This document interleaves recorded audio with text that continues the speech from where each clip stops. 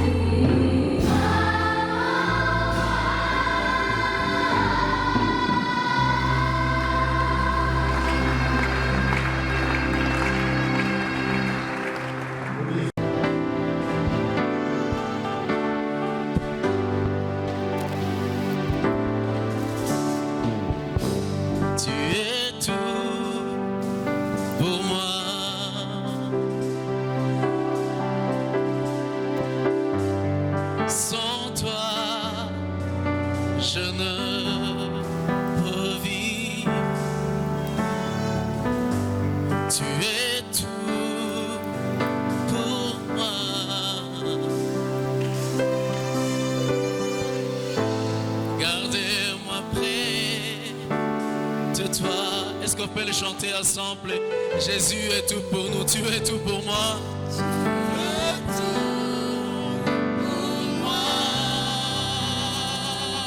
Sans toi, je ne peux vivre. Sans toi, je ne peux vivre. Tu es tout pour moi. Tu es tout pour moi.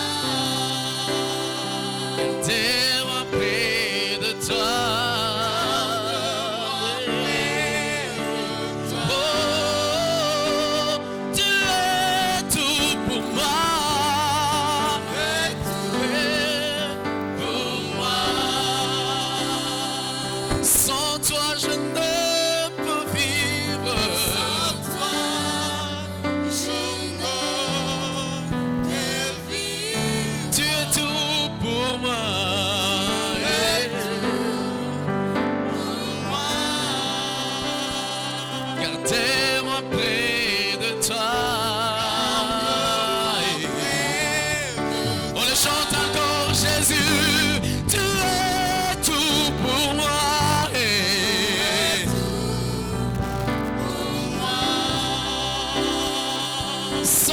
Je ne peux vivre.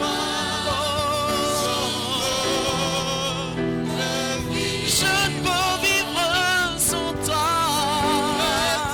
Oui, tu es tout pour moi. Garde-moi près de toi. Garde-moi près de toi. Garde-moi près de toi.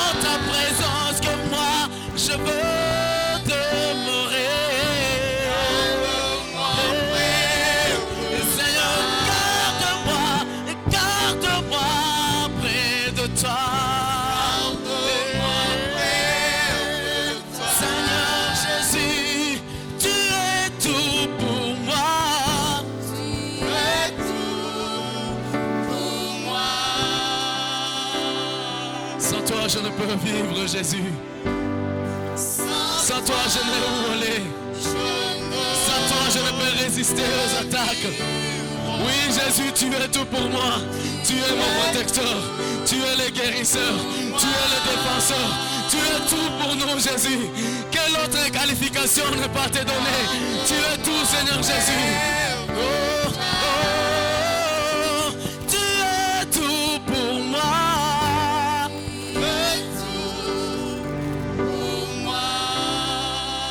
C'est pourquoi on t'a donné le nom au-dessus de tout nom. Car ton nom est tout. Ton nom est tout, Jésus. Oui, tu es le seul Dieu saint. Tu es le saint des saints. Nous t'adorons, Jésus. Garde-moi près de toi.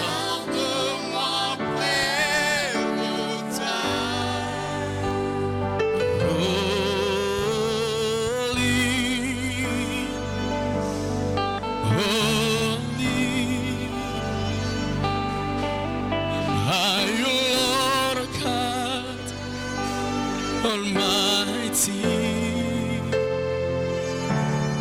worthy is the Lamb, worthy is the Lamb.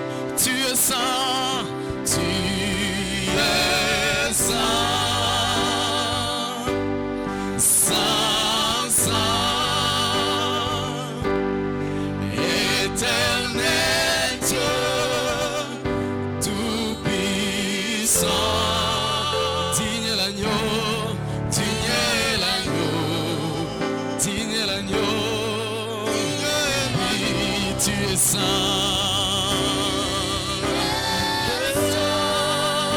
Tu es saint, éternel Dieu.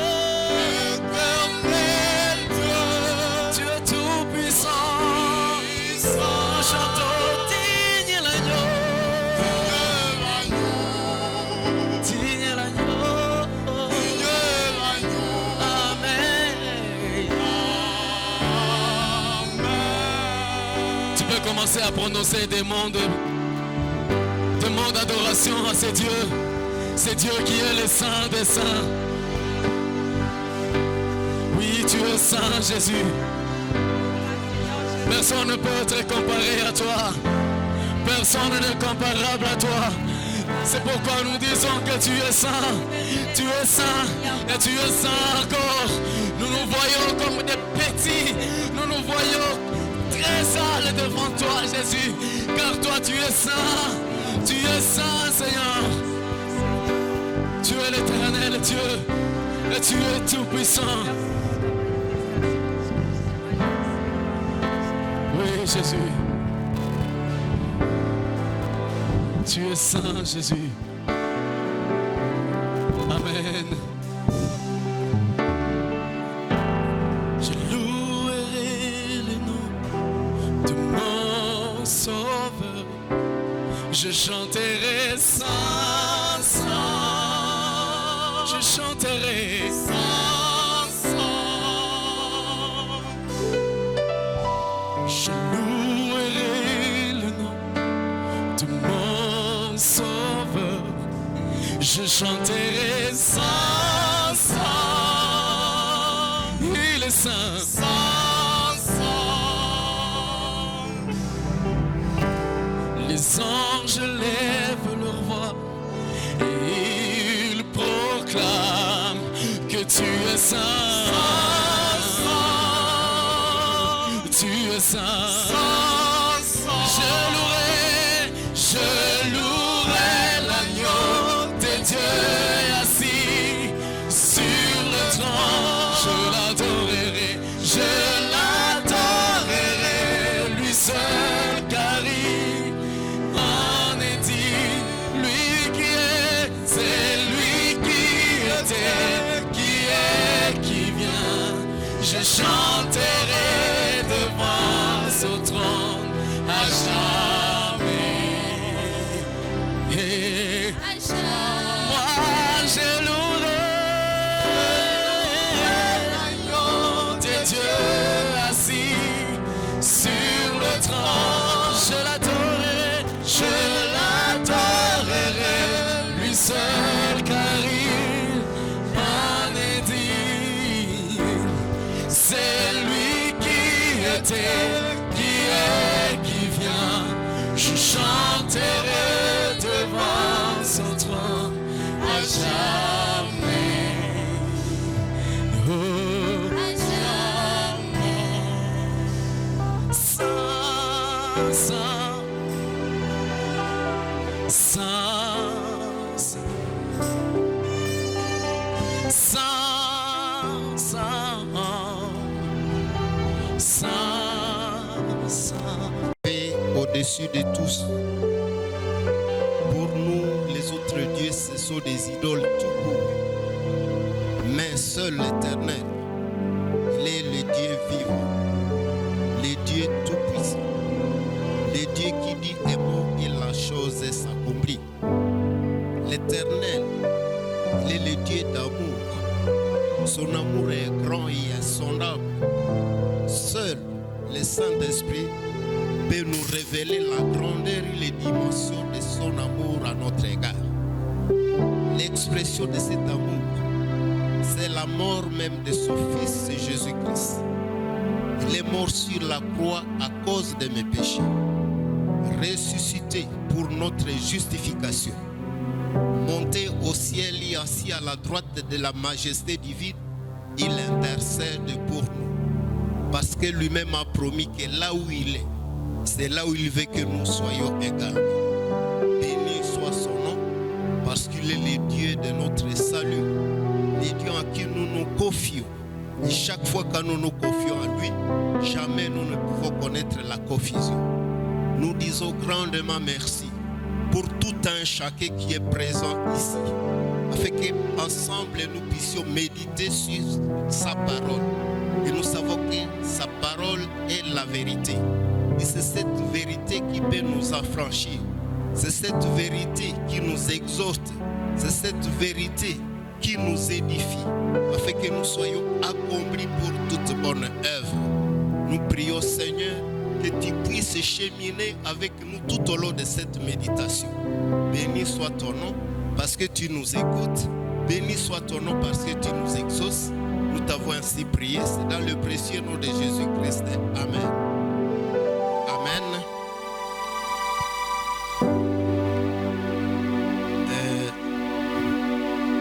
Il est d'habitude que le secteur puisse organiser un séminaire sur les actions de grâce. Et cela se fait au début de chaque année. Alors, pour cette année, nous avons organisé ce séminaire. Et le grand sujet, c'est la grâce de la libéralité chrétienne. Pour ceux-là qui ne me connaissent pas, moi, c'est le révérend Nzuki Wikongo Etienne, chargé de vie de l'église au niveau du bureau du secteur. Je me suis fait accompagner avec mon épouse. Je peux lui demander de se mettre debout. Merci. Vous pouvez vous asseoir. Donc, et dans l'organisation de ce séminaire, il est aussi de nos habitudes d'échanger les prédicateurs. Et c'est pourquoi je me retrouve ici pour la journée d'aujourd'hui. Alors, nous allons un peu parler de la grâce de la libéralité chrétienne. C'est ça le sujet que nous avons décortiqué avec ceux-là qui étaient disponibles pour suivre le séminaire pendant toute une semaine. Quand bien même nous n'avons pas fait toute une semaine, mais nous avons fait 3 jours de séminaire. Et aujourd'hui, pour vous qui venez peut-être suivre ce séminaire pour la première fois, nous allons tout simplement vous résumer ce que nous avons appris pendant les 3 jours. Et dès que nous aurons résumé cela, ça sera peut-être la fin de notre séminaire. C'est pourquoi, comme nous n'avons pas suffisamment de temps, nous allons vous demander de vous concentrer dans l'écoute pour que vous puissiez saisir aussi votre part à propos de ce séminaire sur la grâce de la libéralité chrétienne. Des fois, il est difficile que les serviteurs de Dieu parlent de l'argent.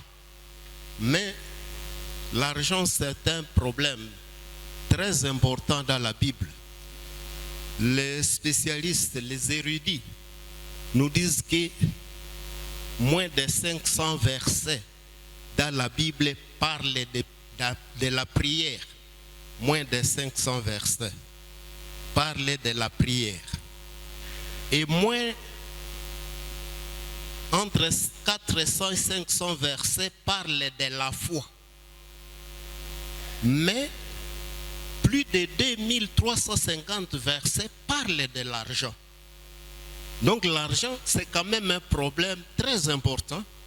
Mais parfois, les serviteurs de Dieu, tout comme aussi les fidèles, n'aiment pas qu'on parle de l'argent. Mais nous sommes décidés quand même de parler un peu de la libéralité, de la grâce de la libéralité chrétienne. Pourquoi nous disons que la libéralité est une grâce? En fait, une grâce, c'est une faveur qu'on vous accorde peut-être sans pour autant que vous puissiez la mériter. C'est ce que nous appelons grâce.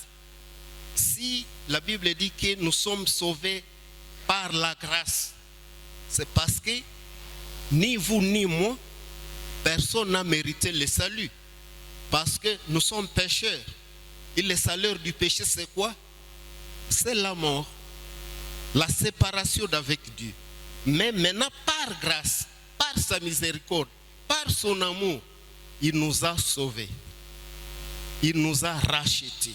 Voilà, c'est ça la grâce. Donc la grâce, le salut que vous avez obtenu par la foi en Jésus-Christ, c'est une grâce de ta part.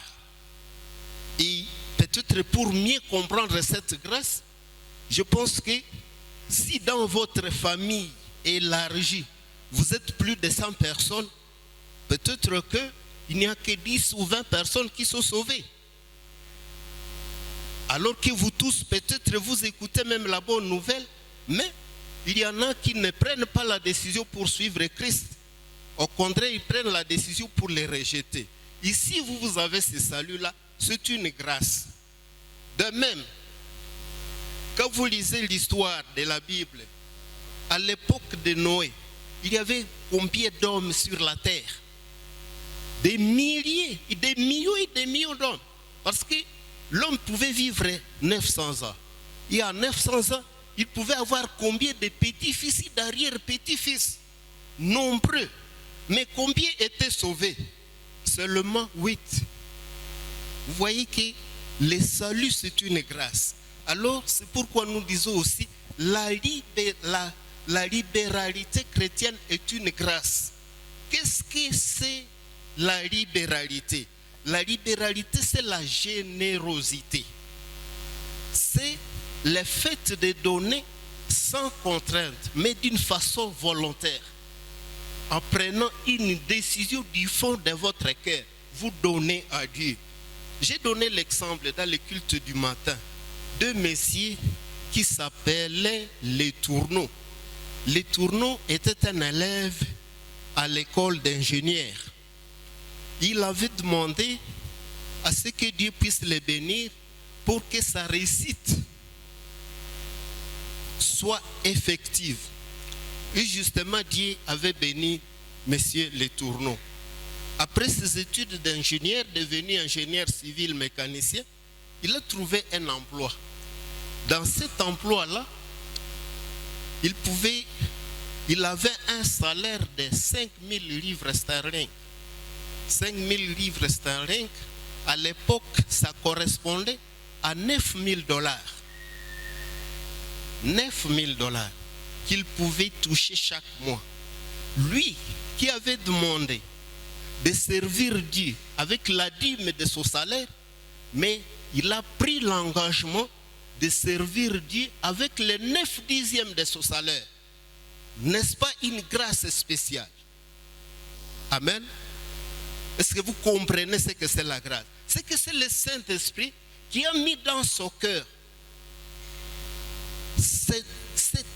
qui a mis dans son cœur cette grande générosité. Et c'est pourquoi nous aussi, quand nous devons parler de la grâce de la libéralité chrétienne, nous avons défini une affaire de 8 principes. 8 principes qui gouvernent la libéralité chrétienne. Et le premier principe, peut-être que nous allons d'abord nous atteler à la lecture. Je vous prie d'ouvrir vos Bibles dans 1 Corinthiens chapitre 16, versets 1 à 4. Et nous allons sauter dans 2 Corinthiens chapitre 8, versets 1 à 10. Et je vais conduire la lecture très rapidement. 1 Corinthiens chapitre 16, versets 1 à 4. Il est écrit ce qui suit.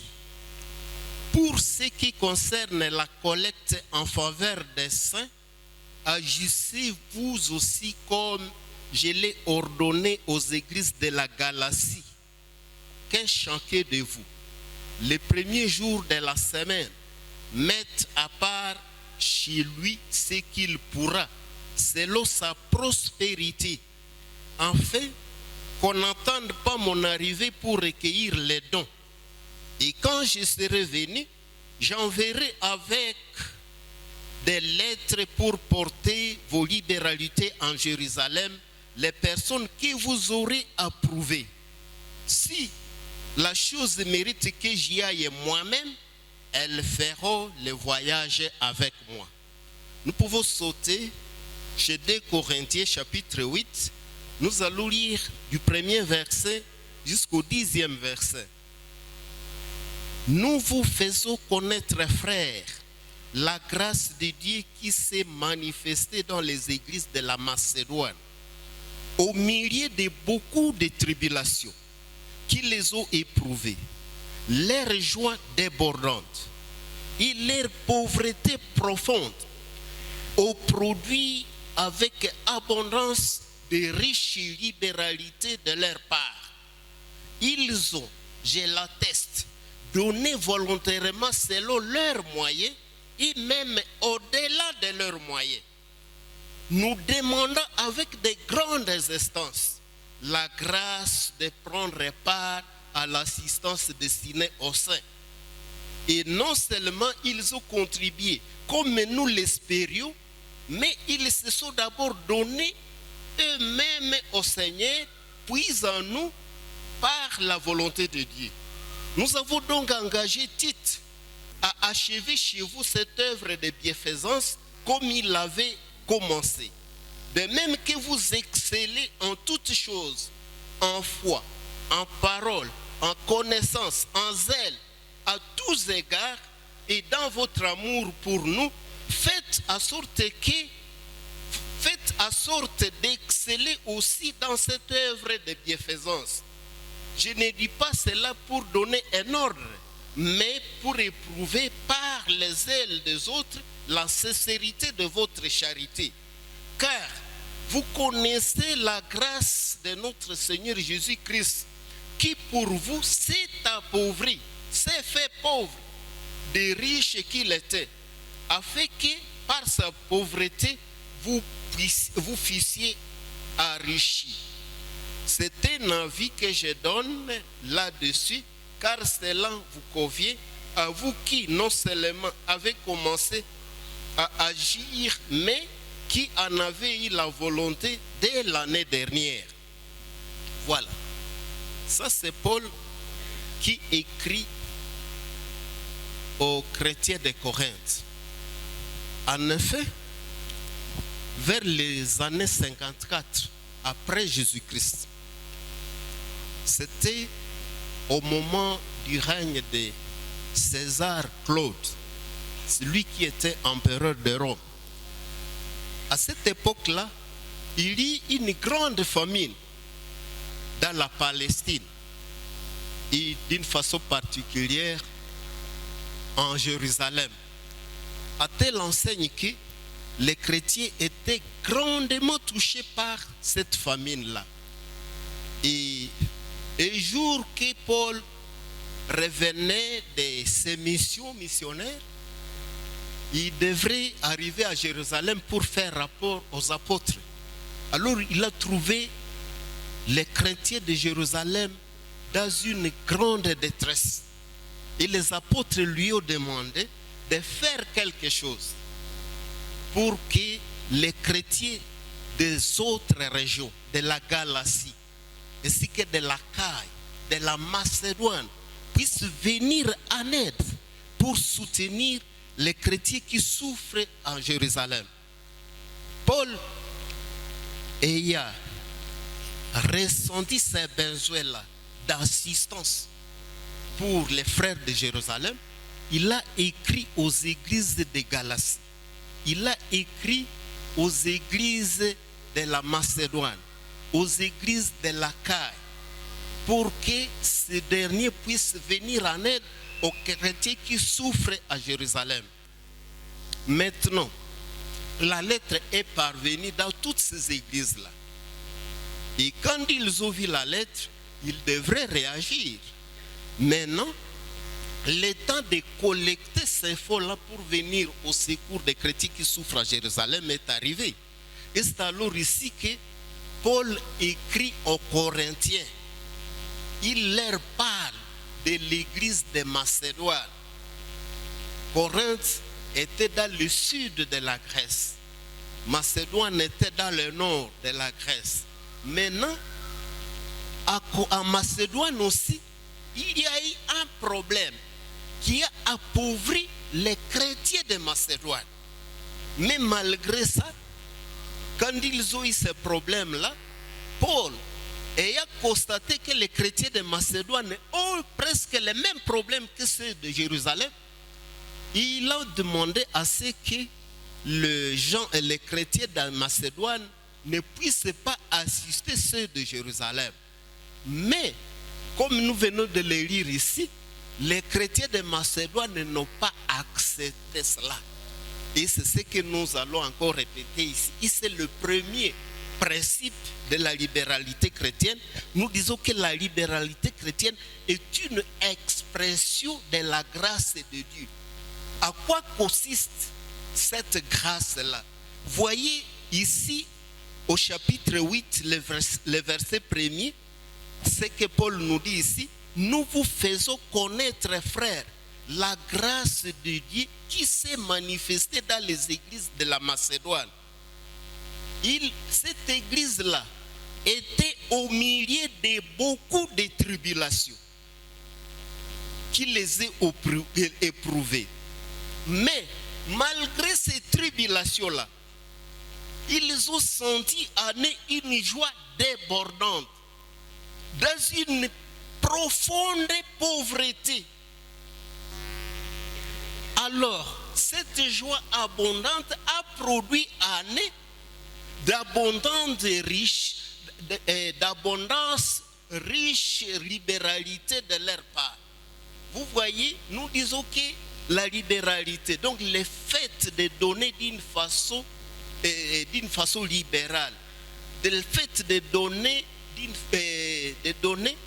d'une façon qui convient au Seigneur, nous disons que c'est une grâce. Pourquoi? Parce que l'église de Macédoine, tout en étant dans des difficultés financières, évidemment la Bible ne nous dit pas à quoi étaient dues ces difficultés-là. Paul a demandé à ceux qui ne puissent pas faire partie de ceux qui vont assister les chrétiens de Jérusalem. Mais la Bible nous dit qu'ils ont demandé avec des grandes instances de pourvoir aussi aux besoins qui étaient à Jérusalem, malgré leur pauvreté profonde.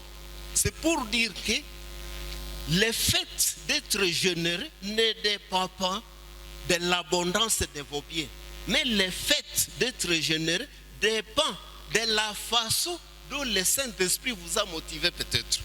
Parce que nous dit la Bible ici? Avant qu'il ne se donne à collecter des fonds, à mobiliser des fonds pour soutenir leurs frères qui sont à Jérusalem, la Bible nous dit qu'ils se sont d'abord donnés eux-mêmes au Seigneur. Et ça, je pense, nous retrouvons au verset 6. Oui. Nous retrouvons au verset 5, je pense. Nous demandons avec de grandes instances la grâce de prendre part à l'assistance destinée aux saints.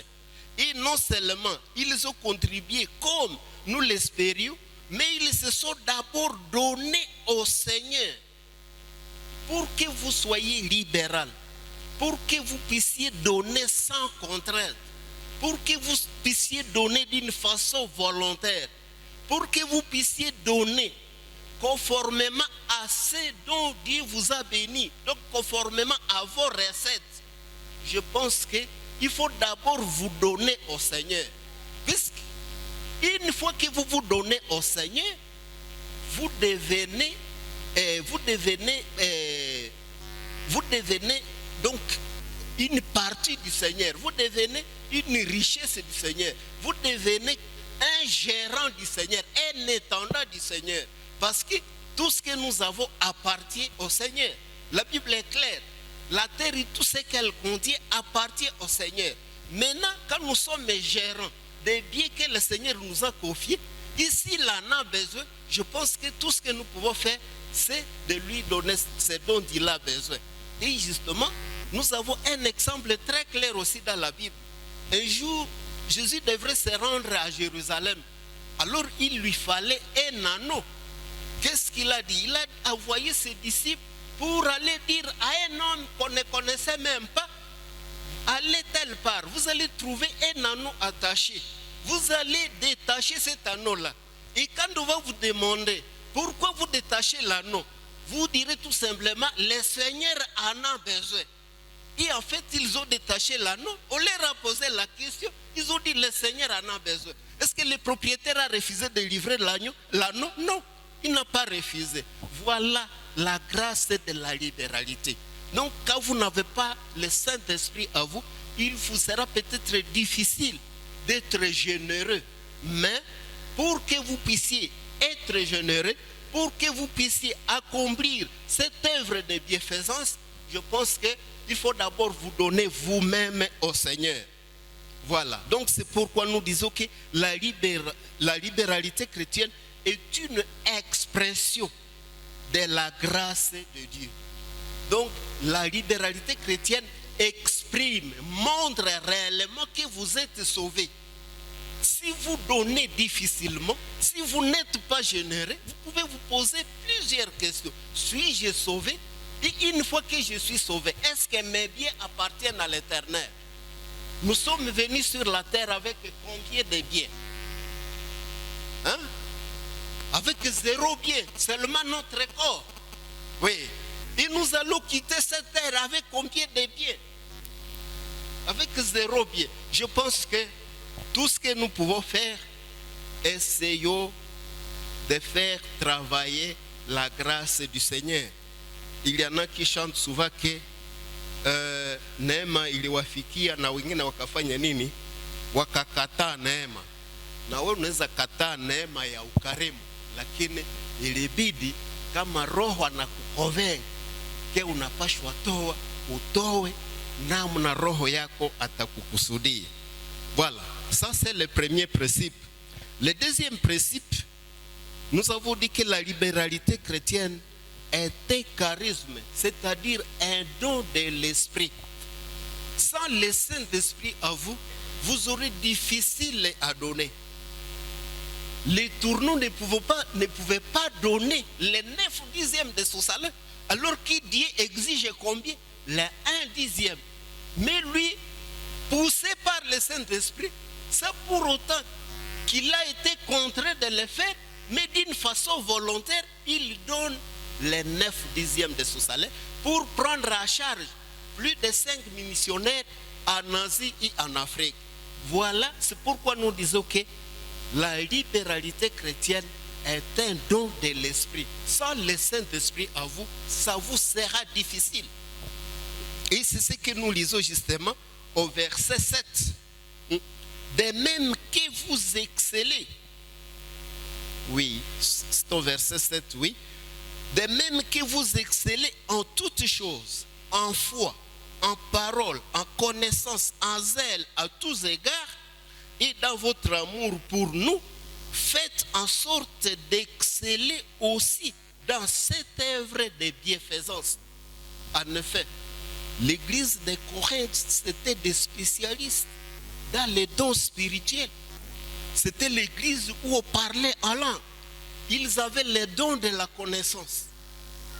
Ils avaient les dons de la connaissance. Alors, maintenant, l'apôtre leur demande, comme vous excellez à tous égards, en foi, vous excellez, en connaissance, vous excellez, en langue, vous excellez, mais faites tout pour que vous puissiez exceller dans cette œuvre de bienfaisance. Faites tout pour que vous puissiez exceller dans l'œuvre de libéralité. Comme vous excellez en musique, jeunes gens, excellez aussi dans les dons de libéralité. Et cela n'est possible que par la puissance du Saint-Esprit. En fait, quelqu'un a dit que la vie chrétienne, elle est paradoxale. C'est un paradoxe dans quel sens? Elle est si difficile à vivre, tout comme elle est si facile à vivre. N'est-ce pas? Difficile à vivre si vous voulez la vivre par vos propres moyens. Mais facile à vivre si vous permettez à ce que le Saint-Esprit vous conduise, vous dirige. Si vous permettez à ce que Jésus-Christ lui-même puisse vivre cette vie en vous. Et c'est ce que Paul lui a dit. Je suis crucifié avec Christ. Mais je suis mort. Christ est mort, mais ce n'est pas moi qui vis, mais c'est Christ qui vit en moi. Laisse à sorte que Christ puisse vivre à vous. C'est alors que la vie chrétienne vous sera facile. Mais si vous vous permettez de vivre cette vie chrétienne de vos propres moyens, quelque part vous allez échouer. quelque part, vous allez échouer. Nous avons toujours eu le témoignage de certains chrétiens qui viennent vous dire, vous demander conseil, mais pasteur, voilà, j'ai programmé une étude biblique, la prière, tout ceci, cela. Mais au début, ça allait très facilement. Après 1 mois, 2 mois, tout est tombé à moule. Pourquoi ça? Parce que vous ne voulez pas permettre à ce que ce soit Jésus-Christ lui-même qui puisse vivre la vie chrétienne en vous. C'est pourquoi nous disons que c'était paradoxe. La libéralité chrétienne est inspirée par la croix de Christ. Si jamais vous n'avez expérimenté la puissance de la croix, il vous sera difficile d'être généreux. La prédication de la croix est une folie pour ceux qui périssent. Mais pour nous qui sommes sauvés, c'est ça la puissance de Dieu. C'est cette croix-là qui peut vous rendre généreux. Et ça, justement, pour des petites explications, nous pouvons lire dans le 8e verset jusqu'au 9e, il est écrit ceci. Je ne dis pas cela pour donner un ordre, mais pour éprouver par les ailes des autres la sincérité de votre charité. Car vous connaissez la grâce de notre Seigneur Jésus-Christ, qui pour vous s'est fait pauvre, des riches qu'il était, afin que par sa pauvreté, vous fussiez enrichis. Vous voyez? Donc cette libéralité est inspirée par la croix de Christ. Si vous n'avez pas encore expérimenté la puissance de la croix, il vous sera difficile d'être généreux. Ici, l'apôtre nous dit que Jésus-Christ, des riches qu'il était, il s'est fait pauvre pour que vous puissiez devenir riche. Comment Jésus-Christ s'est appauvri? Qui est Jésus-Christ? Jésus-Christ, c'est le roi des rois. Jésus-Christ, c'est le Seigneur des seigneurs. La Bible est claire. Au commencement était la parole. Et la parole était avec Dieu. Et la parole était Dieu. Et la parole s'est faite chair. Quelle humiliation. Toutes choses ont été créées par lui. Et rien de ce qui a été créé n'a été créé sans lui. C'est lui qui vous a créé. Toutes ces richesses que vous amassez ici sur terre, ce sont ces richesses, ce sont ces biens. Si vous les avez, vous n'êtes qu'un gérant. Et quand un patron demande quelque chose de son gérant peut-il le refuser? Non. Maintenant, lui, il s'est humilié. Il a abandonné toute cette gloire. Il s'est fait pauvre, comme l'apôtre le dit ici. Il s'est humilié. Un roi des rois, un créateur du ciel et de la terre, qui s'est fait homme. Vous vous imaginez comment il s'est appauvri jusqu'à fuir un roi, le roi Hérode, qui voulait le tuer. Il a dû fuir jusqu'en Égypte. Il y rentre de là. Il lui vient prêcher la bonne nouvelle. Mais on l'a crucifié. On l'a crucifié. Or, la croix à cette époque-là, c'était la mort de la honte, la mort des voyous. Ce sont les voyous qui pouvaient être suspendus à la croix. Mais lui, il s'est humilié jusque-là, jusqu'à subir la mort de la honte. Voilà maintenant l'apôtre nous dit, s'il s'est appauvri jusqu'à ce niveau-là, pour que vous puissiez être riche, comment vous serez riche avec Jésus-Christ? Jean nous le dit très bien. Quand bien même nous ne savons pas ce que nous serons, une fois que nous serons ensemble avec lui. Mais ce que nous savons, nous le verrons face à face. Nous serons semblables à lui. Nous serons revêtus de son corps de gloire. Il lui-même a promis que là où il est, c'est là où il veut que nous soyons. Vous voyez comment il vous a enrichi. Si du moins vous croyez en lui. Si du moins vous acceptez la puissance de la croix. Vous serez semblables à lui. Et maintenant, quelqu'un qui s'est appauvri jusqu'à ce niveau-là, mais maintenant, vous ne savez même pas lui rendre grâce. Quand il a besoin d'une part des biens qu'il vous a cédé pour gérer à son compte, puisque vous allez laisser ça ici. mais vous ne voulez pas lui faire même quelque chose. Je pense que la libéralité chrétienne ne peut être inspirée que par la croix de Christ. Quelqu'un qui n'a pas encore expérimenté la puissance de la croix, il lui sera difficile d'être généreux. En fait, il est dit aussi que la libéralité chrétienne est une libéralité proportionnée. On ne va pas vous demander ce que vous n'avez pas. On ne vous demande que ce que vous avez. Et vous ne pouvez donner que de ce que vous possédez. Je pense que le verset 8, 10 en 12 nous l'explique très clairement. Je vais le lire très rapidement. Le verset 10 à 12. Qu'est-ce qu'il est écrit ici?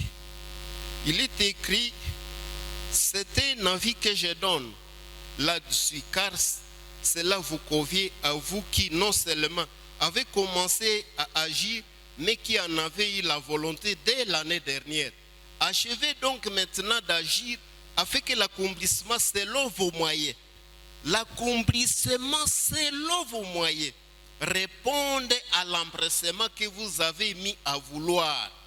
La bonne volonté, écoutez bien, la bonne volonté, quand elle existe, est agréable en raison de ce qu'elle peut avoir à sa disposition et non de ce qu'elle n'a pas. Si vous avez cette bonne volonté-là d'être généreux, on ne va pas vous demander au-delà de vos moyens, mon frère. On ne va pas vous demander au-delà de vos moyens, ma soeur. On ne va vous demander, le Seigneur ne vous demande que selon vos moyens. Donc il faut que ça soit un don volontaire. Il faut que ça vienne du fond de votre cœur. Il faut que ça soit proportionnel à votre revenu. On ne veut pas vous appauvrir pour enrichir d'autres, non. C'est pourquoi nous disons que la libéralité chrétienne est proportionnée. La libéralité chrétienne doit être attentivement supervisée. Évidemment, nous n'allons pas déborder là-bas puisque ce sont des versets que vous pouvez aller lire. Donc, essayez d'aller lire à la maison pour bien comprendre. Surtout vous qui n'avez pas participé au séminaire du matin, allez à la maison, lisez ce chapitre 8 et chapitre 9 de la deuxième lettre de Paul aux Corinthiens. Je pense que là vous allez comprendre que la libéralité chrétienne est attentivement supervisée. Paul a envoyé Tite, son compagnon fidèle. Il lui a ajouté, il a mis à sa disposition un autre chrétien fidèle qui avait été choisi par l'Église pour collecter ses fonds et amener jusqu'à Jérusalem.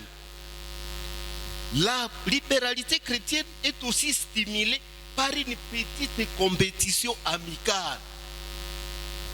Paul dit qu'elle est stimulée, cette libéralité est stimulée par une petite compétition amicale. En fait, comment cela s'est fait? Quand vous lisez au chapitre 9 du premier verset au 6e verset, vous allez voir que Paul parlait des Macédoniens aux Corinthiens. L'église de Macédoine était plus pauvre que l'église de Corinthe. Mais ils se sont donnés pour venir en aide aux chrétiens de Jérusalem. Alors Paul leur dit, si ces gens-là, qui sont plus pauvres que vous, peuvent faire autant, comment vous aussi vous allez échouer? Si vous échouez, c'est que vous n'avez pas encore connu la grâce de Dieu. Si vous échouez, c'est que vous n'avez pas encore expérimenté la puissance de la croix de Christ. Si vous échouez, c'est que le Saint-Esprit ne vit pas en vous. Ou bien vous ne permettez pas à ce que le Saint-Esprit vous dirige. Je pense que nous n'allons pas faire beaucoup de commentaires, mais quand vous arrivez à la maison, essayez de lire ça et vous allez comprendre que la libéralité chrétienne peut être stimulée par une petite compétition. Et enfin, peut-être pour terminer, nous vous disons que la libéralité chrétienne ressemble à une moisson. ça ressemble à une moisson. Et juste, je vais vous lire quelques versets là-bas. Les versets 6 du 9e chapitre. Je vais conduire très rapidement la lecture. Qu'est-ce qu'il nous dit? Sachez-le, celui qui sème peu, moissonnera peu. Et celui qui sème abondamment, moissonnera abondamment. Que chacun donne comme il l'a résolu en son cœur, sans tristesse ni contrainte, car Dieu aime celui qui donne avec joie.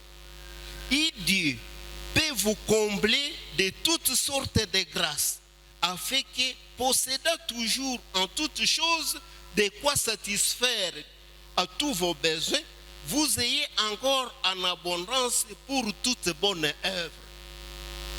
Ici, Paul nous dit que celui qui sème peu moissonne peu. Celui qui sème abondamment moissonne aussi abondamment. Mais il ne faut pas mal l'interpréter. Il ne faut pas tenter de dire bon, aujourd'hui je vais donner $100, comme ça je vais voir si Dieu m'a retourné $1000. Non, ce n'est pas ce que Paul veut dire ici. Vous devez donner sans tristesse. Même si vous donnez 200 francs, mais sans tristesse. Et que c'est là, c'est ça vos moyens. Vos moyens ne vous permettent pas de donner plus que 200 francs. Mais vous donnez ça de très beau cœur. C'est ça, s'aimer abondamment. Amen. Amen.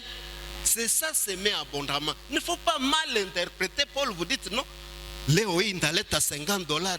Alors dans 2 semaines, je vais voir si le Seigneur m'a retourné. Non.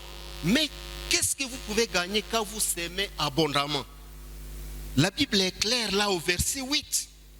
Et Dieu peut vous combler de toutes sortes de grâces. Ce ne sont pas toujours des grâces matérielles, mais de toutes sortes de grâces. Afin que, possédant toujours à tous vos besoins, vous ayez encore en abondance pour toute bonne œuvre. Dieu sait vous bénir d'une manière peut-être qui n'est pas matérielle. Hein? Vous savez combien sont hospitalisés à cause de Covid-19? Mais toi, tu es en bonne santé. Et tu ne comptes pas ça comme une grande bénédiction. Amen. Vous avez terminé vos études, vous êtes tous, je ne sais pas, des D6 ou des gradués. Les amis ont trouvé de l'emploi, mais toi, tu ne trouves pas. Mais tu ne sais même pas que le fait d'avoir trouvé un emploi, alors il y a combien de chômeurs dans ce pays qui ont le même diplôme que vous, ou qui ont un diplôme même supérieur au vôtre. Hein? Et tu ne trouves pas ça comme une grâce. Dieu peut vous combler de toutes sortes de bénédictions. Hein? Mais ne dites pas, panasema leo, mwenye natoa mingi, atavuna mingi. Comme ça, hivi nilishaleta $10 yangu, niko nangoya kule $50. Ce n'est pas ça. Il ne faut pas mal interpréter l'apôtre. Alors mes chers amis, sur base de ce que nous venons d'apprendre, à peu de temps et en peu de mots, c'est que vous devez retenir la libéralité chrétienne est une grâce de la part de l'Éternel. Le Saint-Esprit doit être en action pour que vous soyez généreux. Jésus-Christ lui-même doit être en action pour que vous soyez généreux. Et Dieu le Père est en action pour que vous soyez généreux. Et je pense que le Seigneur pourra vous stimuler pour plus de libéralité pour cette année 2022 et que l'Éternel vous bénisse. Amen.